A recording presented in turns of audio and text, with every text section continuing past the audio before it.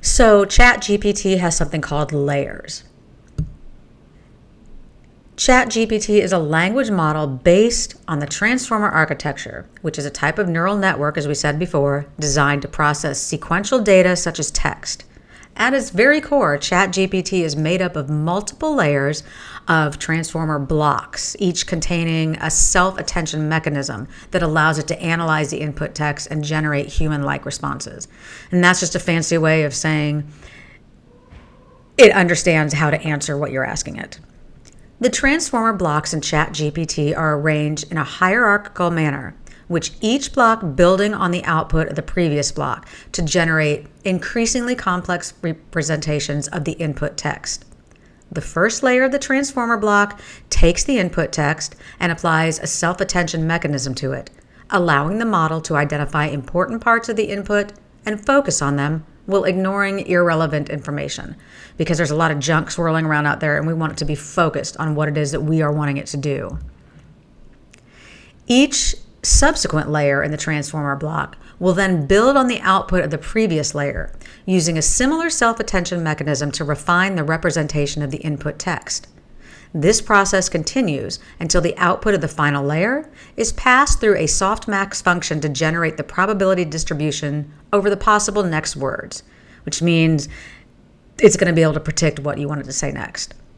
Overall, the multiple layers of transformer blocks in ChatGPT allow it to capture complex relationships between words and generate responses that are contextually relevant and grammatically correct, which is very important.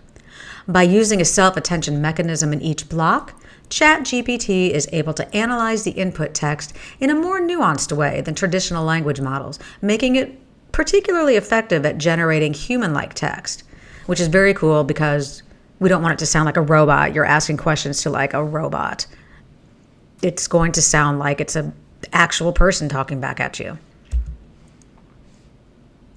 So the purpose and benefits of ChatGPT are that it generates human-like text responses through a process called language modeling.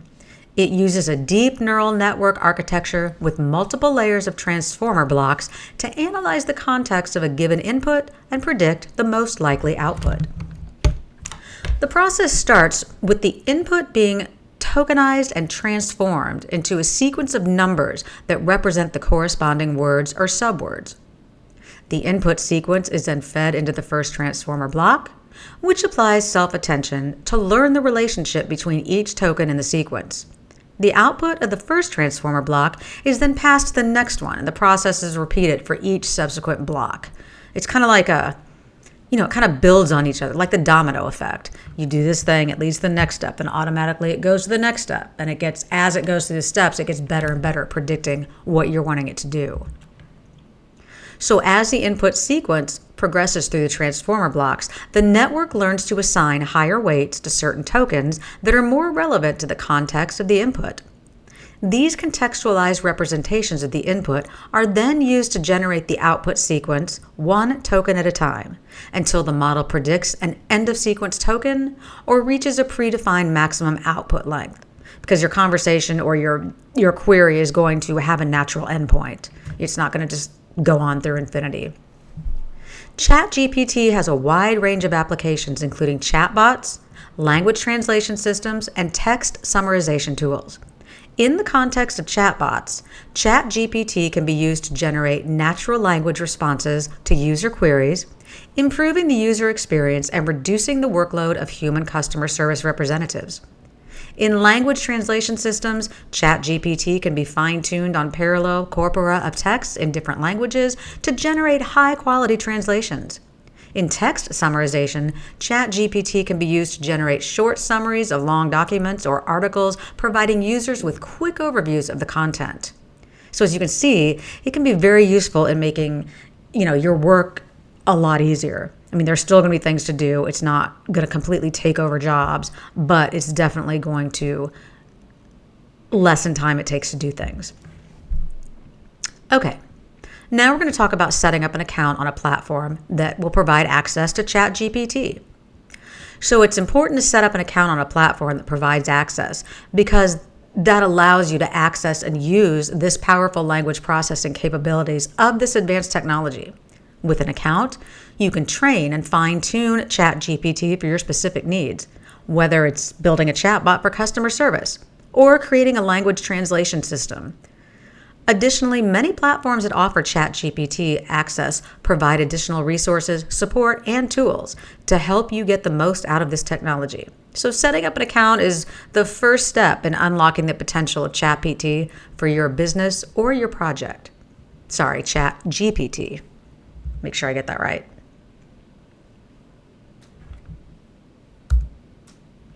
So, if you want to use ChatGPT, you have to sign up for an account on a platform that provides access to the tool, much like any other thing you'd want to sign up for.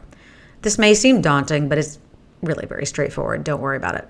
So first, you're going to choose a platform that provides access to ChatGPT. Some of the more popular ones include OpenAI, which is the one that I use, Hugging Face, and AI Dungeon. Next, you're going to navigate to the platform's website and locate the sign up or register button. You're going to click on that button and begin the sign up process. Fill out the required information that you'd be asked anywhere: name, email, password. It'll probably make you verify your email just to make sure you are who you say you are. Then you're going to review the platform's terms of service and privacy policy, agree to them if that's what you want to move forward with. You will submit all that information and wait for your account to be verified. This could take a few minutes, a few days, depending on the platform. When I did it, it took less than 5 minutes. So this is the first step that you want to do. And once you do this, your account is set up, and now we can begin exploring. You're also going to have to verify your account. It's an essential step to ensure the security of your account and prevent unauthorized access.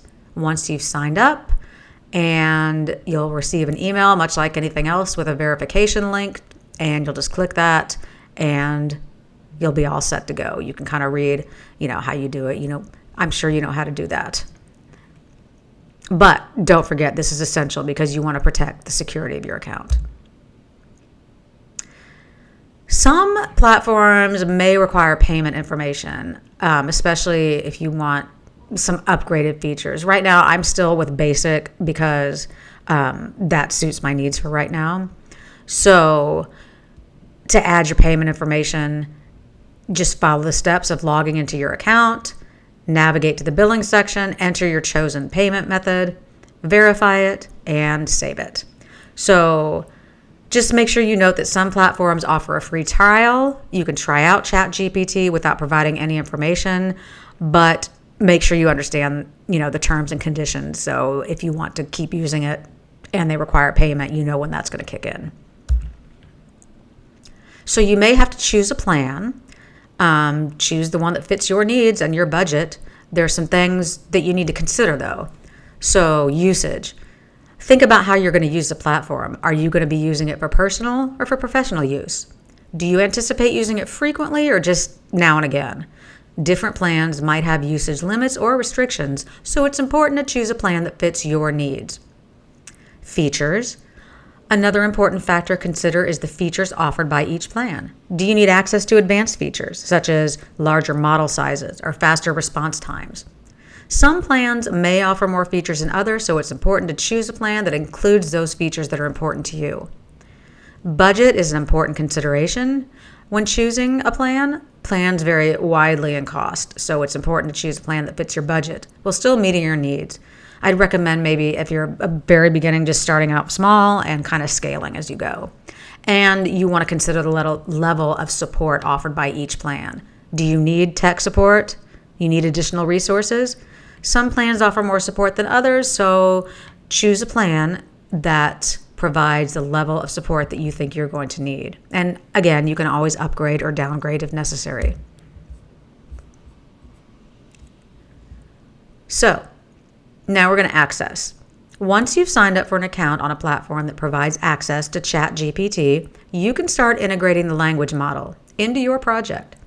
The specific steps for accessing ChatGPT may vary depending on the platform you're using, but here's a general overview.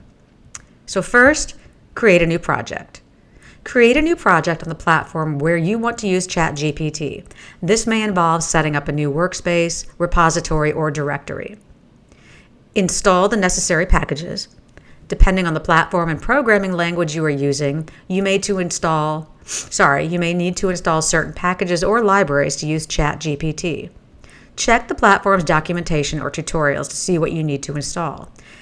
We'll go into more of this later. You're not going to have to know how to do all this up front. Set up the API.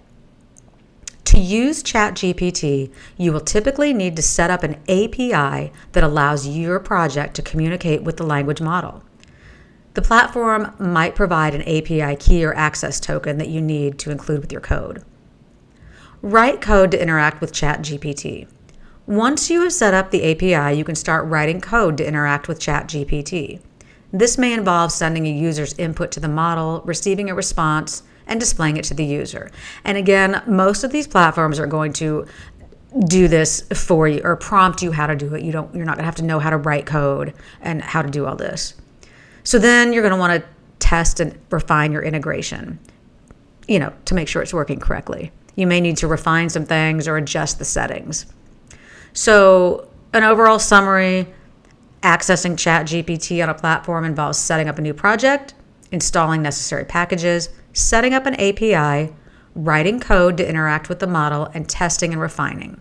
So by following these steps, you can start using ChatGPT to generate human-like text responses in your project. So here are a few other tips. Start small.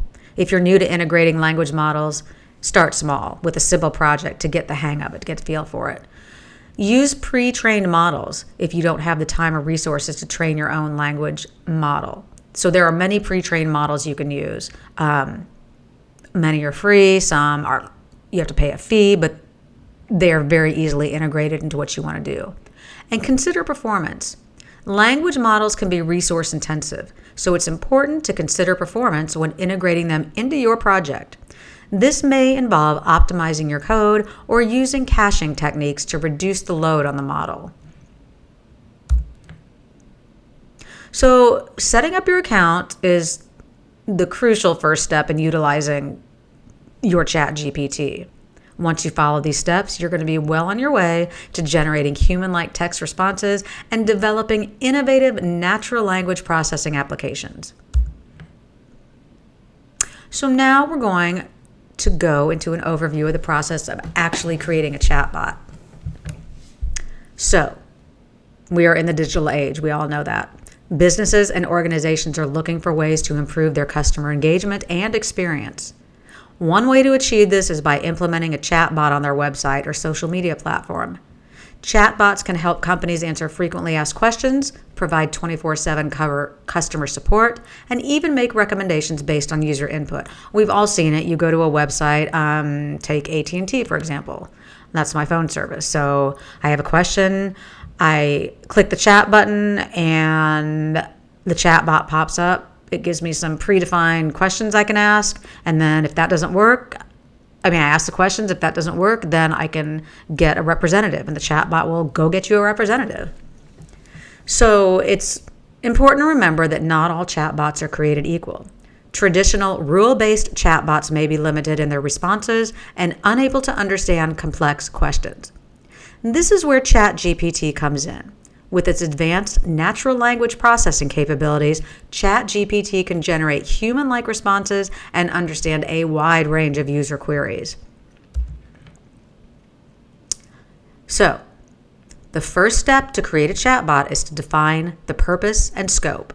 Ask yourself, what's the problem you want this chatbot to solve, or what task do you want it to perform?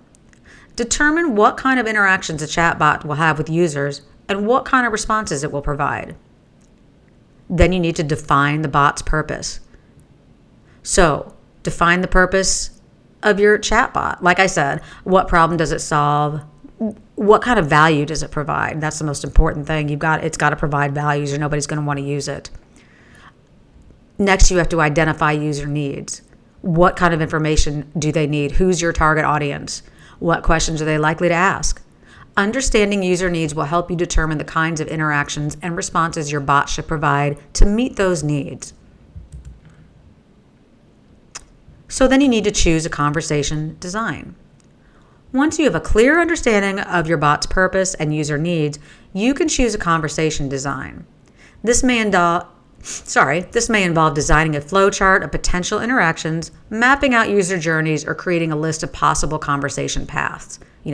If you ask one question, it can take you one way. If you ask a certain question, it'll go another way, kind of like a flowchart.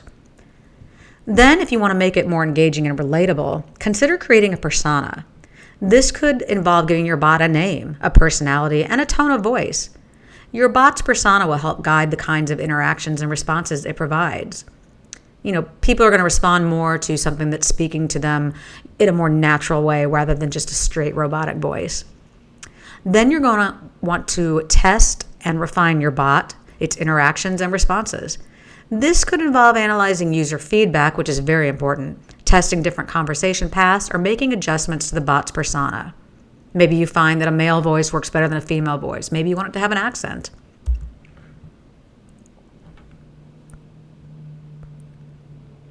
So you want your chatbot to provide clear and concise responses to user queries. Avoid using overly complex language. Keep your responses focused on what it is that the user is needing. You want to provide options. To help guide the conversation and ensure users get the information they need, provide clear options for users to choose from. This may involve presenting a list of choices or offering yes or no questions. And use natural language. To make your chatbot feel more human-like, use natural language and avoid sounding too robotic. This may involve using contractions, idioms, or other colloquialisms. Just be conversational. So, now we're going to want to choose a platform or framework. Some popular options include Dialogflow, IBM Watson Assistant, and Rasa. Make sure to choose a platform that integrates with your ChatGPT. So here's an overview. Dialogflow is a chatbot development platform that uses natural language processing, NLP, to understand user queries and provide accurate responses. It offers drag-and-drop interface for creating conversation flows and integrates with various third-party services. It's very easy to use, making it a great option for beginners. That's the one I would probably choose to start with.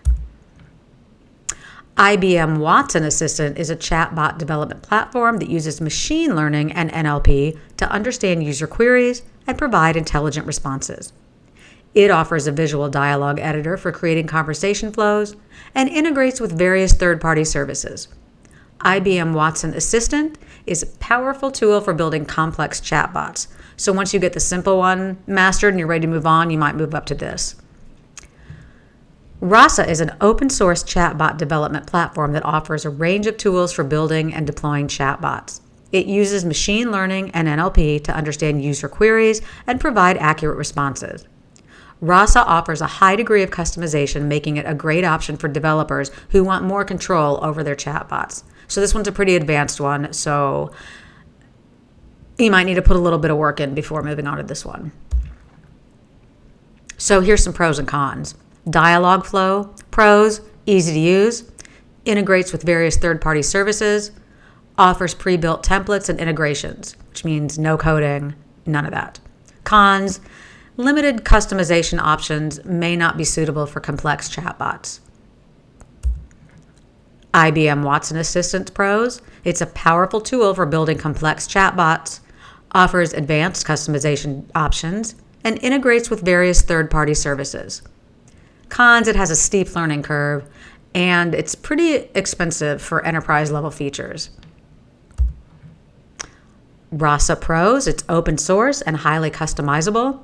It offers advanced NLP and machine learning features. It's suitable for building complex chatbots. Cons, it's a very steep learning curve, and it requires technical expertise, so you'll likely have to know how to code and integrate and all that.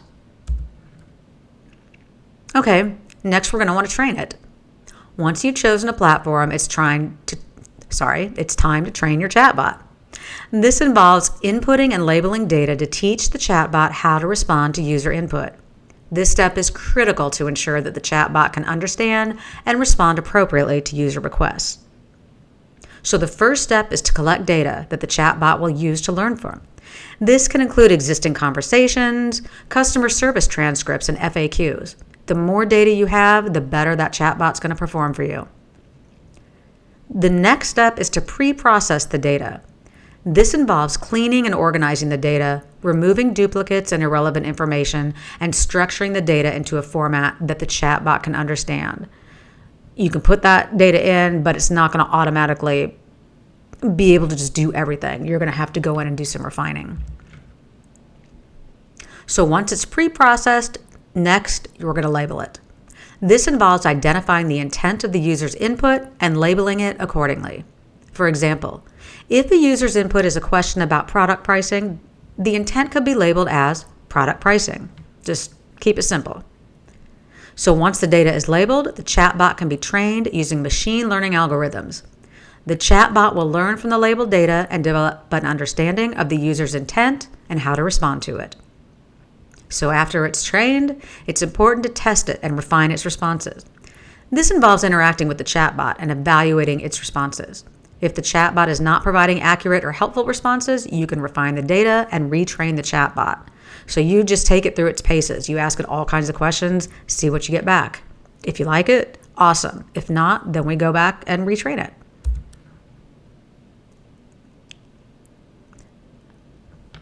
Come on. Sorry about that. Next, we're going to integrate it. So after it's been trained, it's time to integrate ChatGPT into the platform. This is what allows the chatbot to generate human-like text responses and improve the overall quality of the chatbot's interactions with users. So as we discussed earlier, the first step is to choose your platform. Then you need to set up your API. And remember, the API is an interface. It's like how it talks to each other. It allows your platform to communicate with the ChatGPT. So just follow the platform's instructions and set up the API and obtain the API key. And your platform that you choose will have all that available for you. After you get the API key, next we integrate. To integrate ChatGPT into your chatbot platform, you'll need to use the platform's API to send user queries to ChatGPT and retrieve the responses. You can then use these responses to generate the chatbot's output to the user. This can require some programming knowledge, but again, many chatbot platforms have pre-built integrations with ChatGPT, making it easier to get started. And that's, why for this beginner course, I recommend starting with the easiest platform. So once it's integrated, then you have to test the integration. Everything is testing. This involves interacting with the chatbot in your platform and evaluating its responses. Again, ensure that it is responding accurately and the integration is working as you expect. After you test, again, we refine and optimize the performance. This involves analyzing the interactions, refining the responses, and improving the integration as necessary. And this is an ongoing process. As you get more advanced, you're obviously going to want to do more testing, more refining. It's just the natural progress. So don't forget to keep in mind that your platform is compatible with the ChatGPT API and that the API requests and responses are properly formatted. Also, keep aware of the API usage limits and ensure that you're not exceeding them. Okay, once we're integrated, we have to test and refine. Like I said, this involves engaging with the chatbot, identifying issues, areas for improvement. Continuously testing and refining the chatbot is key to ensuring its effectiveness and improving its overall performance.